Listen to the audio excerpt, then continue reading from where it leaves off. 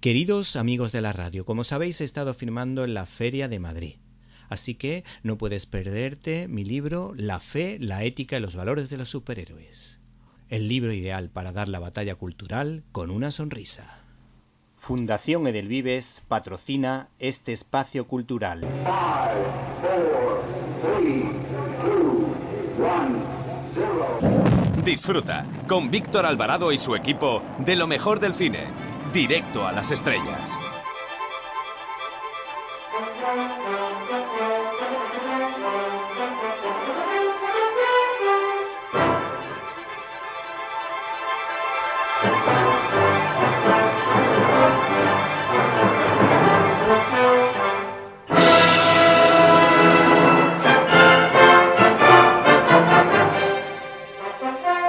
Hola, soy Fernando Tejero y os mando un beso muy fuerte a todos los oyentes de Directo a las Estrellas. Chao, se os quiere, chao.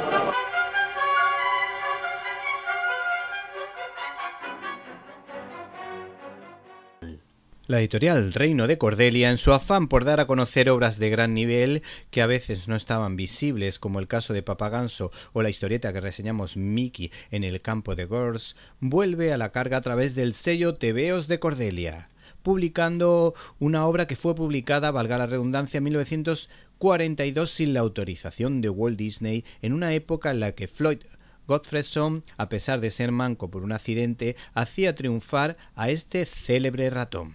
El caso es que este ejemplar en formato apaisado fue realizado ni más ni menos que por Horst Rosenthal, un ilustrador judío nacido en Breslavia, Alemania, que de estar felizmente viviendo en su país huyó de la Alemania nazi a Francia, pues era conocedor del caso Dreyfus francés, que también reflejó Roman Polanski en El oficial y El espía, un peliculón. Pero hay que decir que la jugada le salió mal, pues Europa entera en esa época, a excepción de Dinamarca, colaboraba con el régimen nazi a través, en este caso, del gobierno de Vichy, que de alguna manera encarceló a este señor en el campo de concentración de Gars, donde fueron encarcelados miembros de las brigadas internacionales y republicanos españoles, pero por una serie de vicisitudes este hombre fue trasladado a campos de concentración nazi. Este ejemplar fue un adelantado a la icónica Maus de Art Spiegelman, en la que los gatos eran los nazis y los ratones eran los judíos. Y es que este autor, Horst Rosenthal, llevó a Disney a los campos de concentración, al igual que ocurrió con la ilustradora Dina Babbitt, que pintó a Blancanieves en Auschwitz, y sorprende ver con qué sentido del humor narra este señor sus terribles desventuras en el campo de concentración a través de Mickey, porque los judíos son maestros del humor, como ya han demostrado muchos, como por ejemplo Woody Allen, Groucho Marx o Mel Brooks. Sorprende ver las medidas disciplinarias que existían en los campos de concentración, sobre todo en lo relacionado con la higiene. Dos de estos cuadernos se encuentran en el Memorial de la Shoah y el tercero se encuentra en la Escuela de Zúrich, depositado por Elisabeth Kaiser o Kasser del Socorro Suizo, pues este dibujante llamaba a los chavales Mickey para hacerles la vida un poco más agradable, siendo fuente de inspiración para otros como el citado Spiegelman. Pero nada más y nada menos que en 1944 los guionistas Victor Danzette y Jacques Zimmerman, con dibujos de François Calvo, crearon una historia de seres antropomorfos titulada La bestia ha muerto en 1944. Y en cuanto a estos dibujos de Mickey, pues nos encontramos cómo este señor hizo más llevadera la vida a otras personas a través de este tebeo. Por ejemplo, aparece una conversación que dice Mickey: yo no papeles, yo internacional. Y contesta el alemán: ¿es usted extranjero? Pues está apañado, venga a comisaría. Así es como se presenta Mickey diciendo la situación tan absurda que vivió. Tras unos minutos de espera surgió una cabeza llena de papeles en la que surgía la siguiente pregunta: nombre, Mickey. ¿Cómo se llama su padre? Walt Disney. ¿Y su madre? ¿Mi madre? Yo no tengo madre. ¿Cómo? ¿No tiene madre? ¿Me toma el pelo? No, de verdad, no tengo madre.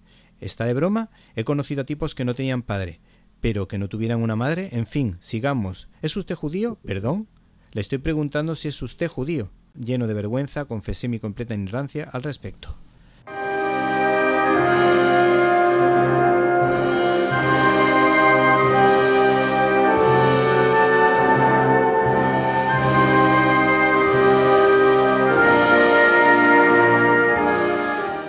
Bienvenidos a una nueva edición de Directo a las Estrellas, tu programa de cine.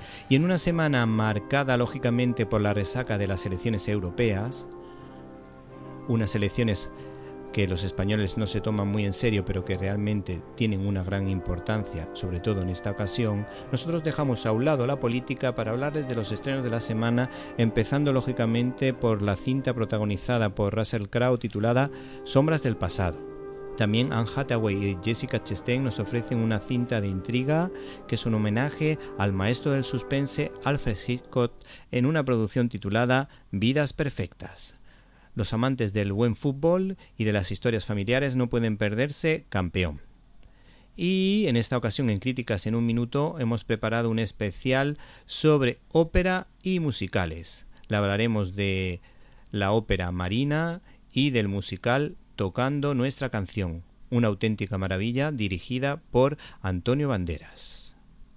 Y por supuesto, no pueden perderse la entrevista que tendremos con Antonio Torremocha, que nos va a hablar del Oppenheimer español.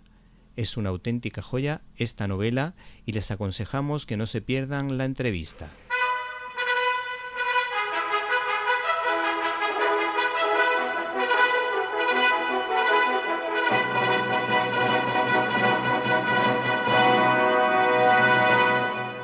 La cartelera.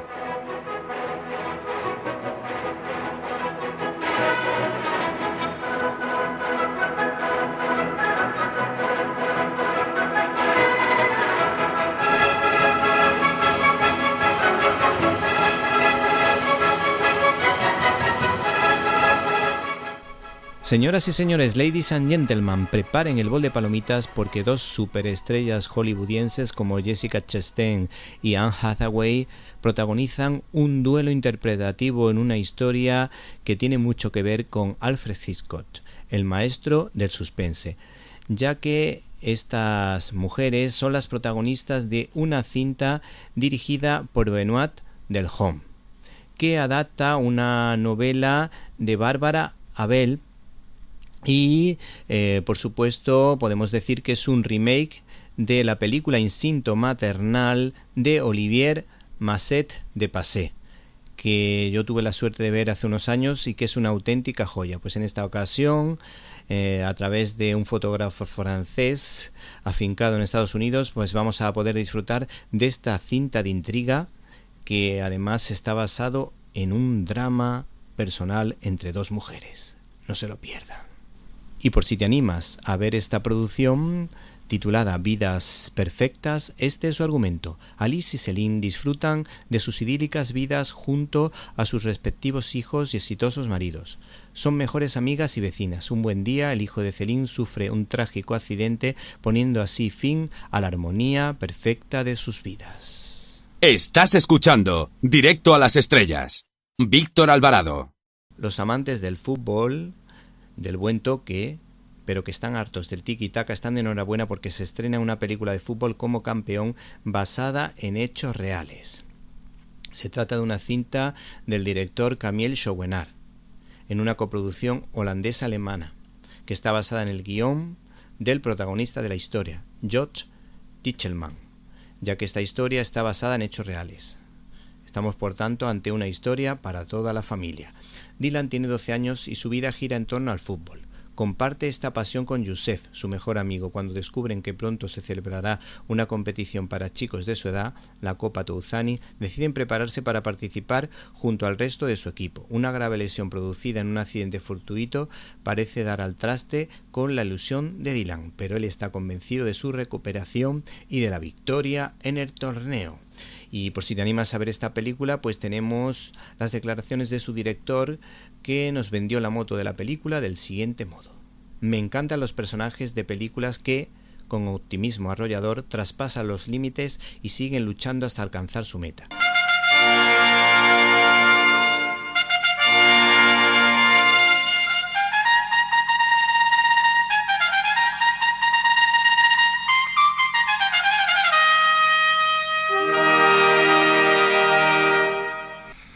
Hola, me llamo Íñigo Montoya. Tú mataste a mi padre. Prepárate a morir. Estás escuchando el Directo a las Estrellas con Víctor Alvarado.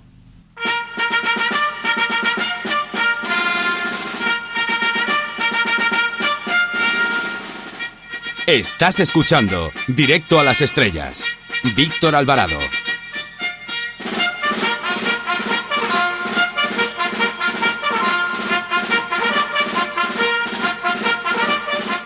No te olvides del regalo ideal para esta primavera: La fe, la ética y los valores de los superhéroes. Un libro perfecto para dar la batalla cultural con una sonrisa.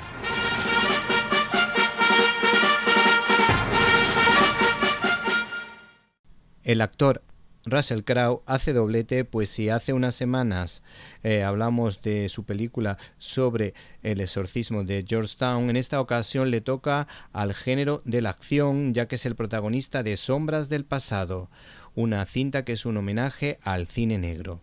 Este señor se toma con bastante sentido del humor lo de las películas de acción y de intriga, ya que los grandes veteranos de Hollywood son los protagonistas de este tipo de películas. Acuérdense de Jason Statham, de Charles Bronson en su tiempo, o de Sylvester Stallone, que todavía de vez en cuando aparece en alguna cinta de acción. Eso lo toma con sentido del humor y estas fueron sus declaraciones a Fotogramas. No debe ser una casualidad que si vas y les pides una partida de nacimiento a las estrellas más taquilleras y contumaces del cine de acción, te encuentres con la sorpresa de que podrían ser no tus padres, sino tus abuelos. Y esa es la verdad, es que este actor tiene toda la razón. Hemos encontrado una crítica interesante en la página web de Cine 21 en la que se nos habla de este exdetective de homicidios que sufre pérdida de memoria y que vuelve a examinar un antiguo caso sobre un brutal asesino. En la página web de Cine 21 dice lo siguiente: se trata de la adaptación de una novela de E.O. Chirovici que quizás sobre el papel estuviera mejor resuelta, pero que en la pantalla no acaba de funcionar. Al principio se ve con simpatía cuando acompañamos a un esforzado Russell Crowe en sus indagaciones de aquí para allá en la más pura tradición del cine negro, donde la desmemoria ha estado presente con frecuencia y en que asoma en el horizonte una mujer fatal o un antiguo compañero de la policía que parece tener algo que ocultar. Abrimos nuestro canal habitual de comunicación invitándoles a que entren en Facebook con el nombre Víctor Alvarado _Directo a las Estrellas. Esperamos su comentario.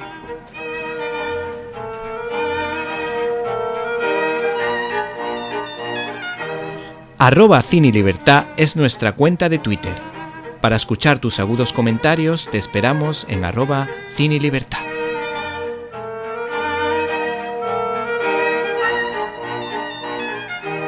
Críticas en un minuto.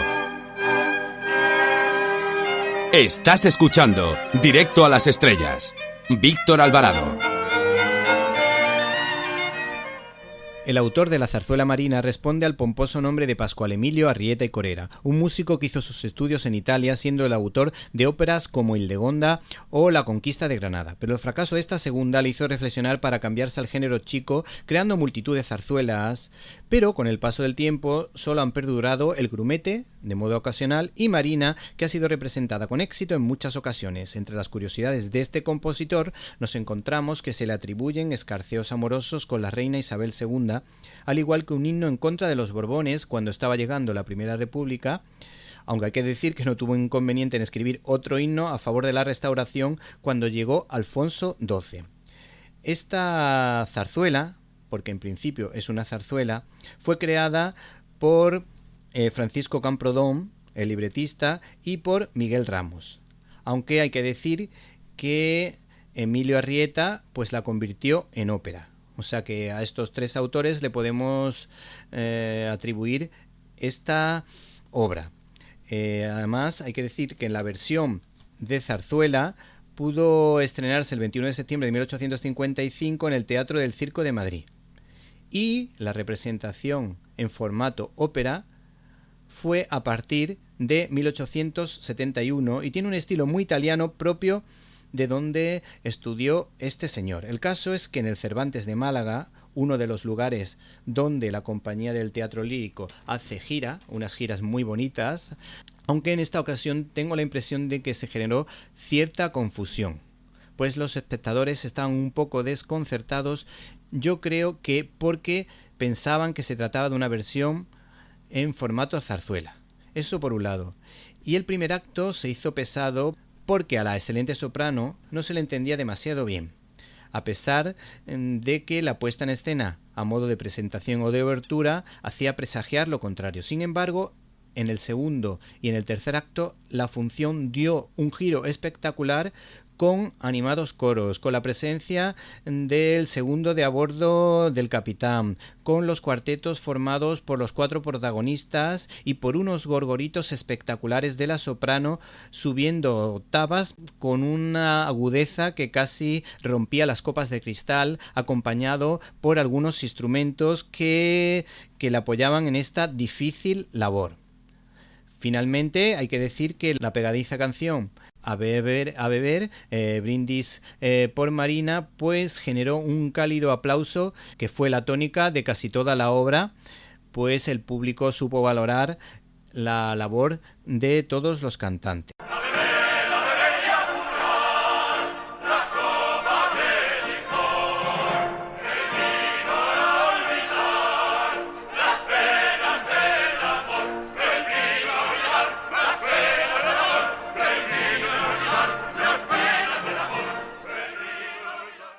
Esta ópera española invita a la reflexión sobre cómo los celos pueden estropear una relación o sobre el calvario que los tímidos llevan cuando aman en secreto a una persona y sus miedos, el miedo al rechazo y a no dar un paso adelante o al dilema de sentir si han tomado una buena decisión o por qué no tomaron esa decisión importante en la vida, pues todo eso queda muy bien reflejado. En un segundo plano se encuentra el valor de la amistad, o más bien de la camaradería propia del ejército que da la vida por el amigo, en este caso buscando la felicidad.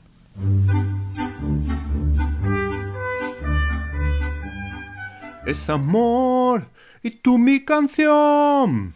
Este es el arranque, salvando las enormes distancias, pues no soy cantante profesional, del excelente musical Tocando nuestra canción.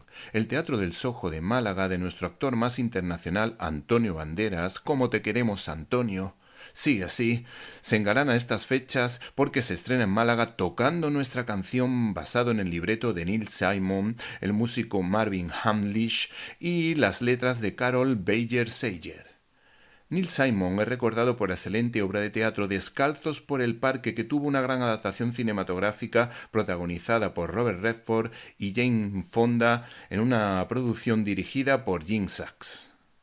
Gracias, Antonio, por entender al público de buen nivel cultural al que no le convencen las obras de teatro con cargas ideológicamente sectarias y que ofrece productos que agradan al público, como la obra en cuestión, que gira en torno a un afamado músico neoyorquino que se topa con una excéntrica e impulsiva cantante que lleva en la mochila el rugido de su ex, que responde al nombre de León. Tocando nuestra canción es el tercer musical estrenado por Antonio Banderas tras Company o Chorus Line, que además hay que decir que tuvo un éxito bastante sonado en 1979 y estuvo nominada a 4 premios Tony. Este polifacético actor, director y cantante español, Antonio Banderas, saca el máximo producto a una obra que en apariencia no es tan vistosa en lo referente a números musicales como podrían ser, por ejemplo, Los Miserables. Sin embargo, el ritmo que imprime a la historia es el adecuado para mantener al espectador despierto siempre sin los típicos bajones de musical. Se trata de una ingeniosa comedia tremendamente divertida gracias a la insuperable interpretación del irónico Miguel Fernández y también, por supuesto, gracias al desparpajo de una excelente actriz como María Adamuz, que llevan totalmente el peso de una obra con la dificultad que ello conlleva, amenizado por un grupo de cantantes y bailarines que apoya a las historias cuando la situación lo requiere, con gran dinamismo y con unos escenarios vivos, muy coloridos y que contrastan con el marrón chocolate y el vainilla de los trajes y vestidos para endulzar una obra alegre, tierna y cargada de originales recursos narrativos, pues algunos actores mueven el escenario sin que se note demasiado y sin que ello afecte al dinamismo de la historia. Esta obra de teatro es un homenaje al cine clásico con guiños evidentes a La tentación vive arriba de Billy Wilder o a Casablanca de Michael Curtiz con Humphrey Bogart e Ingrid Bergman, aunque detectamos referencias a la comedia loca americana como Sucedió una noche o Vive como quieras de Frank Capra, a Bola de fuego y La fiera de mi niña de Howard Hawks, a La octava mujer de barba azul de Ernest Lubitsch o A medianoche de Mitchell Leisen. Y por supuesto no nos podemos olvidar de las comedias de Teléfono blanco de Rod Hudson y Doris Day. Tocando nuestra canción en un segundo plano es una crítica aguda a la labor del psicoanalista que nada tiene que ver con la buena labor de psiquiatras y psicólogos.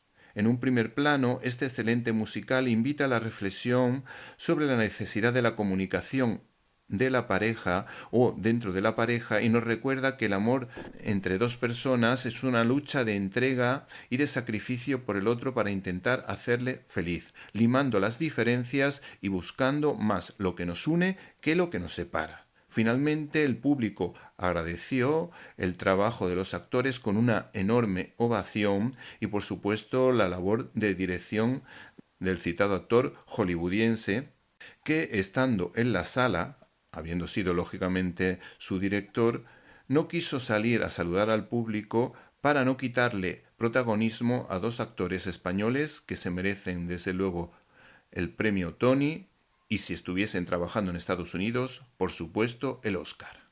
No te olvides del regalo ideal para esta primavera: La fe, la ética y los valores de los superhéroes. Un libro perfecto para dar la batalla cultural con una sonrisa. Fundación Edelvives patrocina este espacio cultural.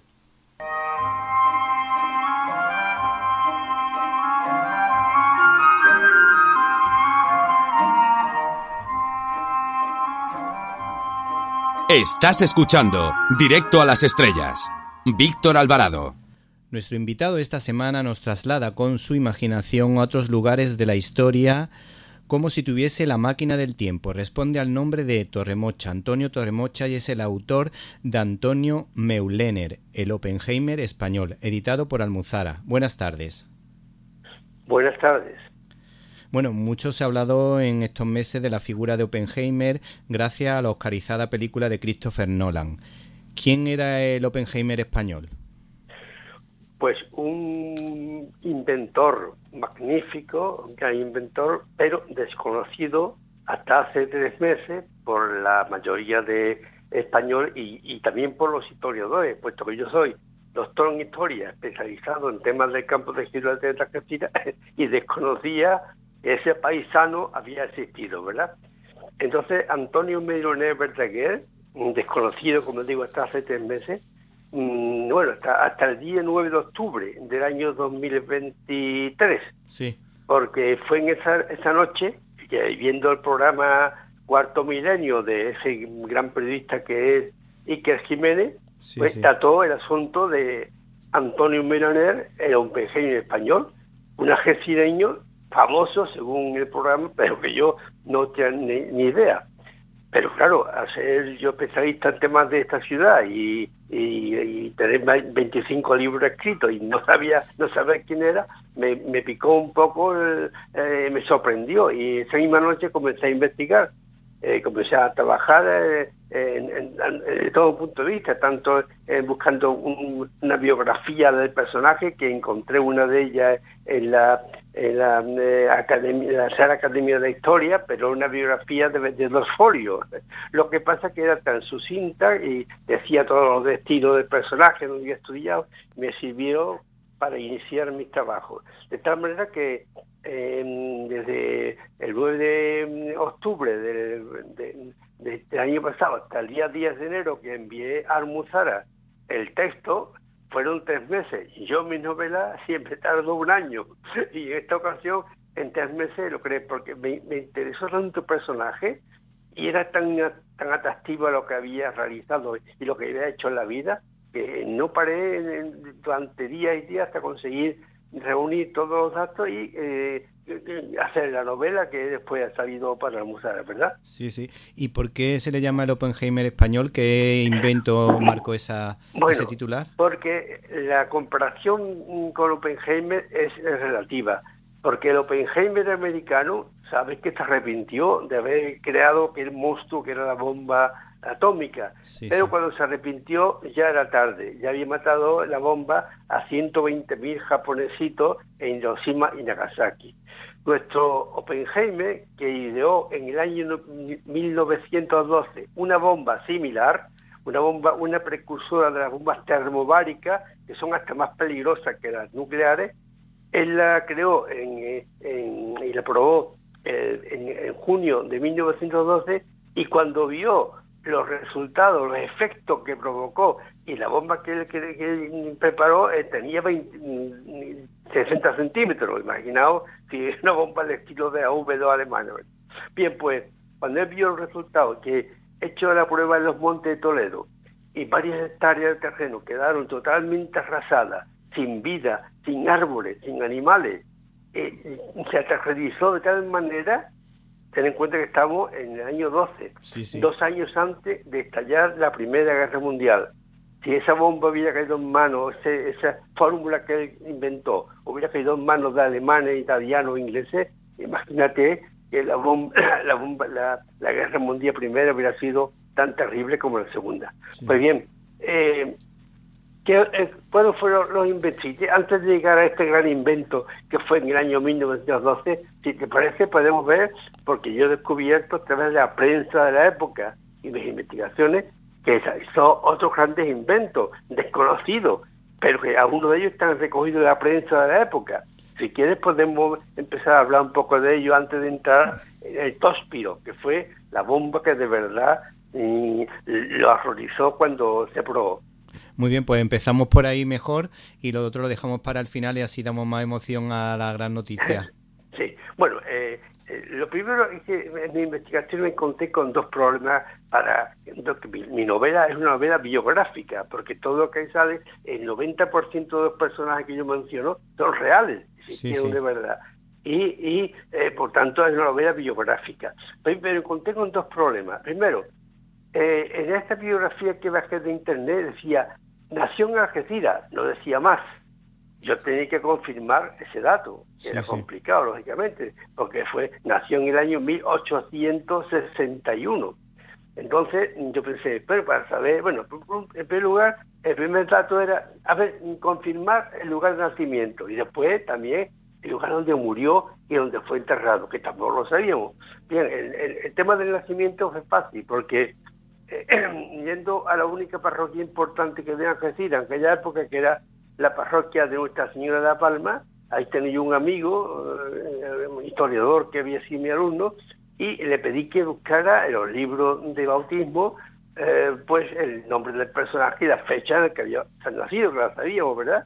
Y cuál fue mi sorpresa, que al cabo de 2 días me llamó este señor y me dijo: Antonio, he descubierto el acta, el lugar donde está recogido el día del nacimiento, del bautismo de este señor, que se bautizó el 20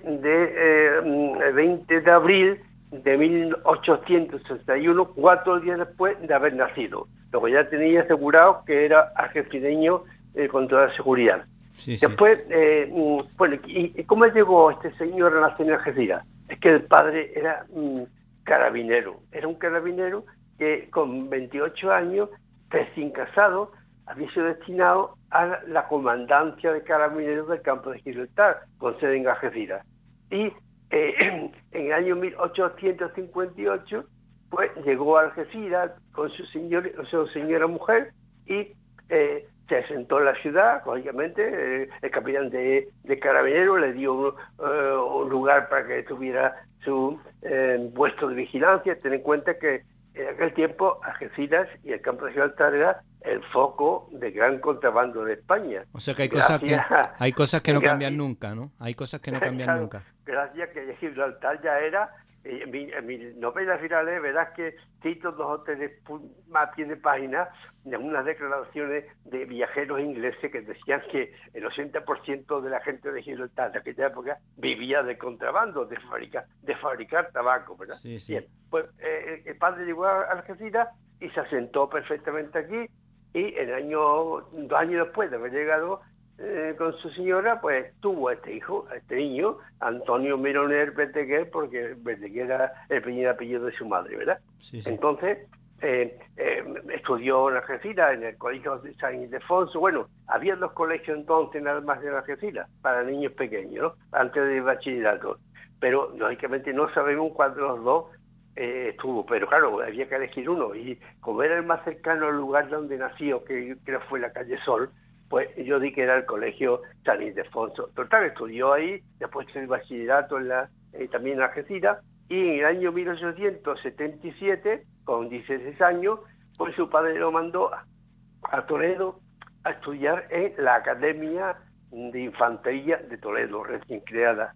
Allí estudió este muchacho y se hizo pues alférez, con 19 años, consiguió el cargo del título de alférez, dice su pequeña biografía, con el número 1 de su promoción. Así que ya destacaba en aquel entonces con 19 años, ¿verdad? Sí, yo leyendo un poquillo la novela, vamos, yo voy por la página 150, leyendo un poquillo la novela, me he dado cuenta que el perfil de este Antonio Meulener es que tiene el perfil totalmente de un superdotado por la forma de comentar las cosas y por las situaciones que usted va comentando y el pensamiento creativo. Desde luego es lo que ahora detectarían los psicólogos. Bueno, yo he estudiado psicopedagogía y parece que tiene en apariencia un perfil de personas de altas capacidades o superdotado.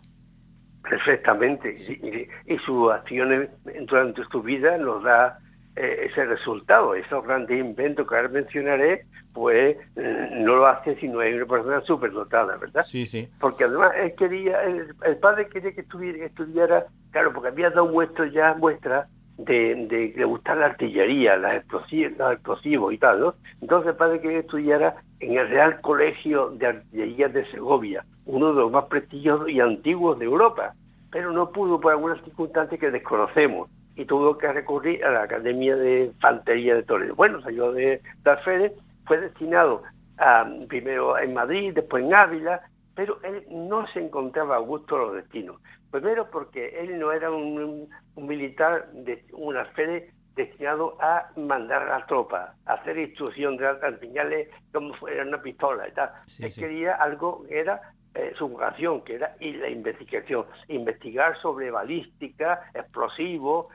armamento, esa era su vocación. Cuando iba a un cuartel, el comandante o el coronel le mandaba a mandar un soldado para que hiciera la instrucción, eso a él no le gustaba. De tal manera que sabemos que fracasó en varios destinos de los que tuvo al principio, hasta que llegó a Algeciras en el año 1885. Llega a Algeciras y llega a su ciudad natal. Aquí se encuentra más a gusto porque está su padre y su madre, ¿verdad? Claro. Entonces, él aquí lo destina al Regimiento de Infantería Extremadura 15, que estaba situado en un cuartel hoy día desaparecido. Hace 20 años fue destruido ese cuartel, situado en la avenida Blas Infante, aquí en Algeciras. En ese cuartel que se llamaba entonces Cuartel de Infantería del Calvario, se llamaba, ahí estuvo destinado varios años. A total satisfacción. ¿Por qué? Porque el coronel de regimiento de ese regimiento, José Ramos Chapado, es un hombre que se dio cuenta rápidamente de lo que era y representaba este alférez. Y como sabía que era lo que le gustaba la investigación, le va a dar una habitación en un extremo del cuartel, un lugar separado para que él investigara, tuviera sus libros, sus planos, sus pinturas, sus dibujos, y ahí estuviera investigando. Y ahí estuvo muy a gusto Antonio Meroner, trabajando ahí. Sí, porque ya ahí empezaba, todavía no inventaba nada, pero ya ahí estaba él preparando todos sus inventos posteriores. Pero hay que acortar un poco porque si no sería muy larga. Claro. Viene decir realmente que esa afición que al final vio, esa vocación de investigador que ella vio cumplida en Argentina, se le vino abajo, se le frustró, porque el general Gamil Maladén, que era comandante general del campo de Gibraltar, el campo de Gibraltar siempre ha sido un lugar por estar Gibraltar enfrente, ha sido un lugar militarmente muy codiciado. De tal manera que aquí había los comandantes general, como la había en Málaga, en Madrid, en Sevilla, sin ser provincia y el campo de Gibraltar. Bien, pero además era un lugar muy codiciado y donde se enviaba a generales de gran categoría. En el futuro estuvieron de general del campo de Gibraltar de comandante, el general Muñoz Grande, que llegó a ser ministro de Franco. Es decir, que aquí iba gente muy preparada. Bien, pues, sí, ese fue militar también de la División Azul, ¿no?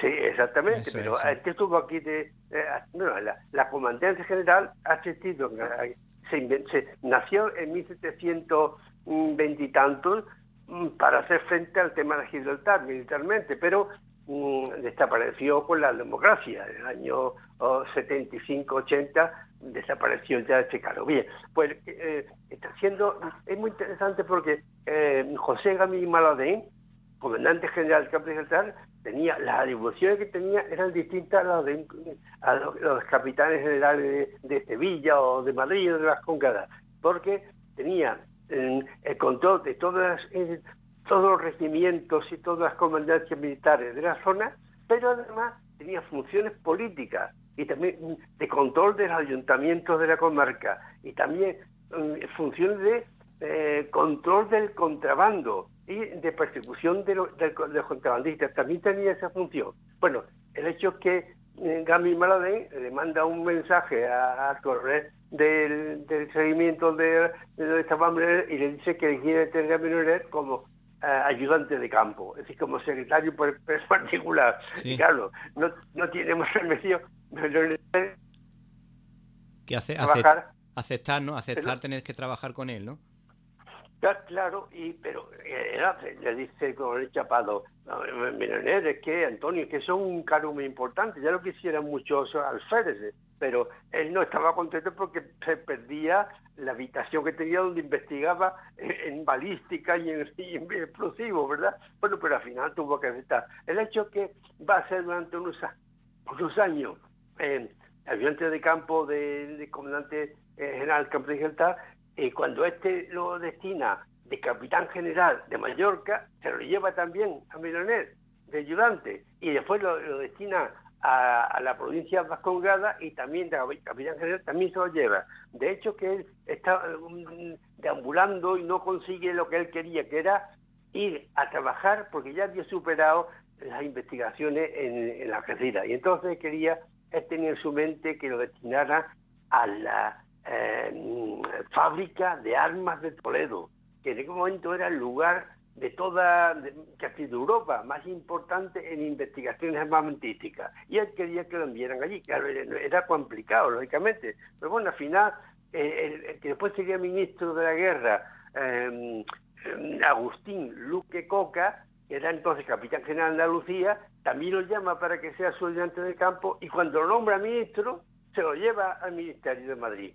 Y ahí es donde él consigue que Agustín Luque Coca, que también ve la importancia de la mente de Meroner, lo destine en comisión de servicio en la fábrica de armas de Toledo, donde ya va a ser ahí, eso fue en el año 1901, y donde va a lograr ya crear sus dos grandes inventos. Pero es que antes había quedado ya siendo capitán, había hecho otros dos inventos anteriores.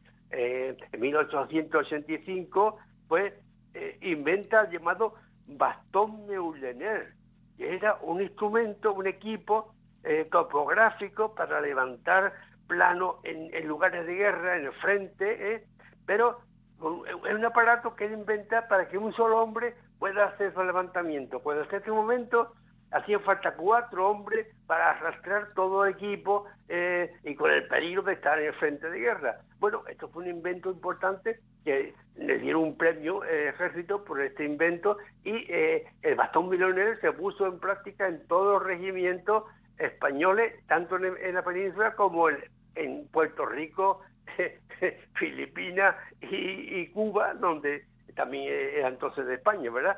Bien, eso fue un invento. Pero es que ese invento era uno que le servía para instalar rápidamente métodos de medida, ¿no? Métodos de topografía, ¿no? Y todo eso, sí, ¿verdad?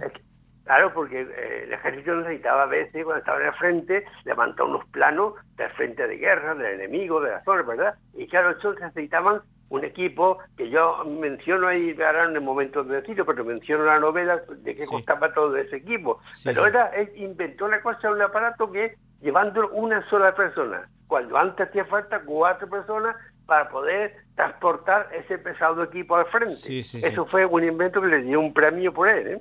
Ah, sí. Fue premiado. Sí. Sí, digo, ¿verdad? Pues después va a crear otra importante invención, que es una regla criptográfica. Desde que era jovencito ya le gustaba inventar cuestiones de criptográficas para enviar mensajes sin que lo descubrieran los alumnos compañeros, etcétera. Eso es algo parecido al código Enigma de la Segunda Guerra Mundial. Sí, exactamente. Sí. Pero fue en el año 1885, 40 años antes de que los alemanes, 30 años antes de que los alemanes inventaran la máquina Enigma, tan famosa en las películas, ¿verdad? Bueno, pues es similar. Es lo que crea. Es una regla criptográfica que con unas ruedas dentadas y unos números tanto de Morse como de alfabeto griego, se conseguía enviar un mensaje que al ser enviado ya imposibilitaba que el enemigo pudiera ver el contenido de ese mensaje ni de otro futuro. Es decir, una especie de máquina Enigma, pero inventada por un español 30 años antes que los alemanes, ¿verdad? Sí. Pero ya te digo que lo más importante estaba por llegar. Cuando él llega en el año 1901 a la fábrica de armas de Toledo, tiene un problema. Y es que yo he descubierto que este señor, a partir del año 1901, que tenía entonces pues 40 y tantos años, está afectado de la tuberculosis. Le diagnostica una tuberculosis avanzada, pero él la tiene oculta porque no quiere que eso le perjudique su trabajo en la fábrica de armas de Toledo. Pero su cuerpo ya estaba empeorando, de tal manera que va a morir con 51 años, víctima de la tuberculosis. Pero bien, no avancemos. Sí. Él llega en 1901 a la fábrica de armas y en pocos meses va a crear lo que él venía ya trabajando en Algeciras durante 10 años antes. Crea el primer, fíjate qué importante, el primer misil balístico de la historia. Cuando todo el mundo piensa que esto lo inventaron los alemanes con Wernher von Braun, ¿verdad? Es verdad, pues en el año 1901 él inventa un misil balístico. Todo eso lo he recogido yo de la prensa de la época. Pero ¿sabes cómo le llama a ese invento a la prensa de la época? El torpedo Meuriner, o el cohete de guerra. Claro, es que en aquella época no existía el término misil balístico, lógicamente, pero lo que él crea es un misil de 70 o 80 centímetros, pero que no se dispara desde un cañón Krupp, como los compañeros querían que lo hiciera, sino que él inventa una rampa de lanzamiento metálica y lo lanza sobre el lance. Es la primera vez que utiliza para lanzar un misil, un proyectil, una rampa de lanzamiento, como después harían los alemanes con la V1, la V no fue la que lanzaba desde la rampa, ¿verdad? Sí, bueno, me acuerdo de ese detalle, sí. Pues inventa esa rampa. Claro, él ve un problema, es que ese proyectil que él dispara desde la rampa, como al probarlo te da cuenta, claro, un cañón es muy fácil que el disparo sea acierte 100% al blanco, a 300 metros. pero cuando es una rampa móvil eso es más complicado. Él se da cuenta que cuando lanza el proyectil generalmente se desviaba a la izquierda o a la derecha y impactaba por lo mejor 50, 60 o 70 metros a un lado a otro del blanco situado a 900 metros. Y él se da cuenta que hay que mejorarlo. Y consigue mejorarlo. ¿Qué es lo que hace? Inventa también un artefacto que nadie, los anglosajones, que son tan anti-españoles, no ha aceptado nunca que esos inventos fueran españoles, claro. Sino fíjate, lo que inventa son las aletas direccionales. Ese proyectil, antes de lanzarlo por la rampa, le va a colocar 4 aletas en la parte trasera para que corten el aire y así vaya mucho más directo al blanco. Estas aletas direccionales no vuelven a utilizarse hasta en Alemania 30 años más, pero sobre todo hasta que von Braun no lanza la V2. Si veis un diagrama de la V2, veis que tiene debajo, al final, 4 aletas direccionales. Bueno, esto lo inventó Antonio Mironer en 1901, el primer misil balístico de la historia. Pero no quedó en eso la mente prodigiosa de nuestro algecireño. Él va a Honduras y él tiene un nuevo invento mucho más poderoso. Él ha inventado un combustible, una bomba que se llama Tospiro, y que entre el año 1901 y el año 1912 él va a estar preparando en la fábrica de armas de Toledo. Ya en el mes de junio del año 12 es quien preparaba ya esa bomba que yo explico en la novela cómo estaba constituida, con 2 carcasas de acero que tuvo que encargar su fabricación en 4 partes a fábricas de Alemania, de Francia, Inglaterra, Italia, para que ningún espía pudiera tener los 4 conocimientos al mismo tiempo, ¿verdad? Bueno, él encarga, cuando viene a España, él monta esa bomba con 2 tipos de combustible. Uno sólido, una especie de pólvora inventada por él, que está totalmente modificada, y una segunda parte de la cápsula con un combustible líquido que él inventa, que esa es la novedad más importante. Entonces, cuando él, en el mes de junio, ayudado por su compañero, entonces era el teniente coronel Luis Bermúdez de Castro, que le ayuda con sus tropas para que no haya gente en el lugar de la prueba. La Guardia Civil también tiene que retirar a todos los campesinos en un área de varios kilómetros, porque se sabía que podía ocurrir.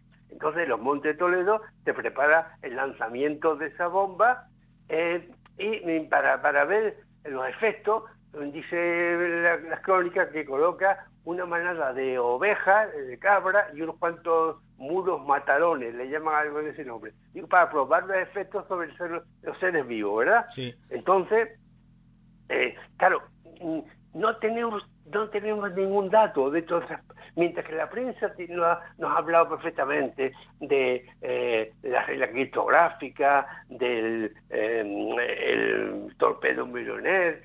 En cambio, de este gran invento no hay ni rastro, porque fue declarado alto secreto por el ejército y por el Ministerio de la Guerra. ¿Por qué? Porque estamos hablando que estamos a 2 años de la Primera Guerra Mundial, y seguramente el ministro Agustín Luque Coca, mentor y que apoyaba a Mironer, declara este invento, esta prueba, alto secreto, por el temor de que el espionaje extranjero pudiera hacer uso de ella, ¿verdad? Claro. De hecho, que no hay rastro en ningún archivo militar de cómo fue la prueba.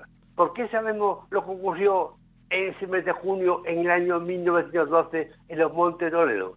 Porque su amigo y compañero Luis Bermúdez de Castro, que entonces era teniente coronel, pasado 40 años, cuando ya él era teniente general, era un hombre muy adicto a Franco, había sido director general de la Guardia Civil y tal, pero hombre ya que tenía 80 años, lógicamente. Pues bien, él entonces, en el año 1953, en el diario ABC de Sevilla, escribe un artículo en el que cuenta todo que él, como amigo de Mironer, había observado el día que se hizo la prueba. Y fíjate bien lo que dice en ese artículo que aparece, y lo podrán leer porque está entero al final en el apéndice documental de la novela. Sí. Pero viene a decirte lo más importante que escribe Luis Bermúdez de Castro, de cuando, estando con Melonier, explosionó la bomba aquella y después no pudieron entrar en las zonas de la explosión, del impacto, hasta un mes después. ¿Un mes? Dice por los gases, porque los gases tan peligrosos que había en los Montes Toledo. Entonces, al mes, los dos van a visitar el lugar para ver los efectos de la prueba, y mira lo que escribe Luis Bermúdez de Castro. Dice: la impresión fue profunda. No hallé ni un árbol. Fíjate que el Monte Toledo están todos cubiertos de árboles. Eso es lo que y iba a decir. en varias hectáreas no veo ni un árbol, ni un hierbajo, ni rastro alguno de ganado, ni piedrecilla en el suelo. Los campesinos del lugar estaban aterrados. La Guardia Civil me informó de que la explosión de la granada había sido como un terremoto y que de los rebaños que habían colocado allí, ¿verdad?, cercano, no había hallado ni sangre, ni pelo, ni huesos. Fíjate, entonces, ¿qué ocurrió? Cuando Antonio Melonier, ya bastante enfermo de la tuberculosis, le quedaban pocos meses de vida, y él observa este terrible efecto de esta destrucción masiva que había ocasionado su bomba que era una precursora de las famosas bombas termobáricas, que después van a reinventarla los soviéticos en los años 70 del siglo XX, o sea, 60 años más tarde. Sí. Oye, él entonces, cuando ve lo que ha ocurrido con su invento del tóspiro, esa noche decide destruir los planos, todos los esquemas y la fórmula del explosivo que yo he utilizado. ¿Pero eso por qué? ¿Por motivos de fe? ¿Por motivos de conciencia? ¿Cómo fue? Era un hombre muy religioso, es verdad. No estaba casado, no tenía mujer ni tenía hijos. Estaba al final de su vida, le quedaba, de hecho que murió 2 meses más tarde en Algeciras, como diré ahora, en el mes de agosto. Pues bien, y él lo dice porque al día siguiente lo recoge también Bermúdez de Castro en esa carta, la podrán leer al final de la novela. Y dice en ese artículo, dice que cuando lo visita el ministro de la Guerra, su amigo Agustín Luque Coca, que era su mentor y amigo, y lo visita en la cama donde está el pobre ya muy mal, dice, pero Antonito, dice, ¿cómo vas a destruir este invento que podíamos con él recuperar Gibraltar? Es decir, el ministro, ¿verdad? Sí, y claro. Y le responde Melonier: no quiero dejar hasta que vaya a morirme para que la humanidad sea destruida por un invento mío. Y entonces por eso destruido. Es decir, que él se dio cuenta que ese invento podía haber destruido la humanidad, como después está ocurriendo con las bombas nucleares. Claro. Que si se pone un día en funcionamiento, se nos acabó todo, ¿verdad? Sí. Y por eso da cuenta de eso, y como era un hombre muy creyente, y un verdadero humanista, cuando se da cuenta de lo que podía haber ocurrido a la humanidad, si esto caía en manos de los ejércitos de Alemania, de Francia, de Italia, decide destruir el invento, y así desaparece. Y ya digo, no hay seguramente que hubo informes hacia el ejército de él sobre sus investigaciones. Claro. Eso debió ser todo destruido, no aparece en ningún sitio. Si el teniente general Luis Bermúdez de Castro no le da por escribir ese artículo en el ABC de Sevilla 30 y tantos años más tarde, y además un artículo que es fiel porque él estuvo presente en la prueba, ¿verdad?, como teniente coronel. Sí, sí. Pues si no llega a aparecer, él se muere antes y no escribe ese artículo, no sabíamos nada de ese experimento. Bueno, la novela es... yo estoy totalmente metido en la novela, estoy disfrutando un montón. Da la impresión de que este hombre es una especie de visionario al estilo Julio Verne, pero en la vida real. Encima una persona que tiene valores cristianos, que se plantea su vocación seriamente y que desde luego sorprende a todo el mundo con su genialidad, y es más, utiliza su talento para ayudar a los demás, porque incluso crea la máquina de café y una especie de multicopista para la prensa, o sea que fue un hombre que hizo cosas muy positivas por la humanidad. Sí, es curioso que cuando, yo esto no lo he mencionado aquí, pero en la novela aparece, cuando los amigos le dicen, ¿pero qué ha inventado Antonio ahora? Y dice, he inventado una máquina de café. Hay que pensar que eso lo hace cuando hacía 1 año o 2 que había llegado a España la electricidad. Así todavía no estaba extendida en todos los pueblos de España, en todas las ciudades, ¿verdad? Bueno, sí. Pues dije, bueno, pero que hay una máquina de café, que sí, va a ser muy importante, pero no te preocupes que no la voy a patentar, porque los americanos ya se encargarán ellos de invadir todo el mundo cuando la electricidad se tienda con nuevas máquinas de café. Es decir, que no se preocupó, y también me tocó una imprenta para hacer una multicopista sería solamente, sí, porque sí. Es una impresora, dice la prensa, una impresora para imprimir periódicos de manera muy barata. Tiene que ser un multicopista.